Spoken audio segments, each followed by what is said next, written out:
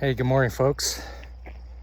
Just gotta wait for Jersey. She's delaying because near the end of the walk, she knows that she's almost done, so she'll take an extra half an hour just to get 500 meters, even though the first 4.5 kilometers was fairly quick. Anyways, I was thinking about just some lessons that I've learned over the years, which is just absolutely crazy. And I know some of you can relate. I've always heard that if you can get, a message in under 60 seconds, it's going to be more effective. And I respect all your time. We're all busy individuals, even if it is just mindlessly scrolling through social media. But I do respect your time, and I'm grateful for all of you that, spend a few minutes here to check out some of my reels and some of the things that I've been sharing.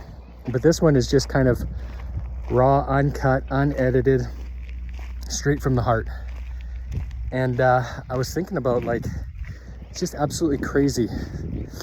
Some of the beliefs and behaviors that I had growing up, especially around, education.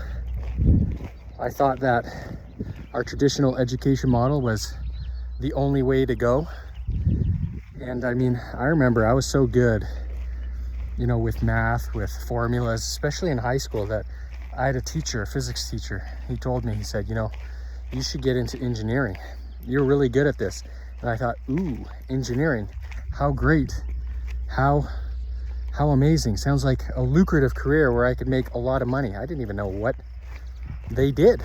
All I knew was I would be good at it because I was great at math and formulas. Well, I applied to our local university college here, got my first year tuition paid for through a scholarship, and then I just took sciences. It was all sciences, like intense subjects that I don't even use to this day. That's the crazy part. I spent 2 years taking all of these subjects, these crazy science subjects, math, relativity. I don't even use any of it today. Well, it took me a couple years to realize that, hey, I don't really enjoy this. This is not what I love doing. I started working at a golf course, and I thought it was cool. I get to golf for free. And as a young man, I was jumping on machinery, powerful, loud, got the job done. I was mowing grass, maintaining the grounds at golf courses, and I thought it was the coolest thing in the world. And my boss at the time said, hey, you're really passionate. You're great at this. You ever think about going into turf school? And I thought, geez, is that a thing? Turf school? You go to school to grow grass? But it is. I enrolled into horticulture, took all kinds of sciences again, soil science, botany, plant identification, agronomy, all of that to become better. And it was a great career. I did it for a little over 20 years, worked at some amazing places and met amazing people. But again, am I using that information and knowledge right now? No.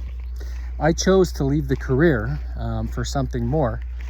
And I don't use any of that education that I invested into. 4 or 5 years of my life, all kinds of money going into student loans. I invested all that money. Don't even use that education to this day. Here's what I find now, being more aware, doing what I love doing, is really important to me. And these are things that I didn't learn through school. I learned through experience. I learned through relationships. I learned through mentors. And I learned from seeking the information and following my heart. Number one, just gratitude. Have an attitude of gratitude, Being able to control your energy is so important. If you let all the shit that's going on, the distractions, pull you down, it's going to be a hard life. But if you start focusing on controlling that energy, being absolutely, truly grateful for everything in your life and what's coming into your life, I'm telling you, it's going to be such a more fruitful experience. Number two, relationships.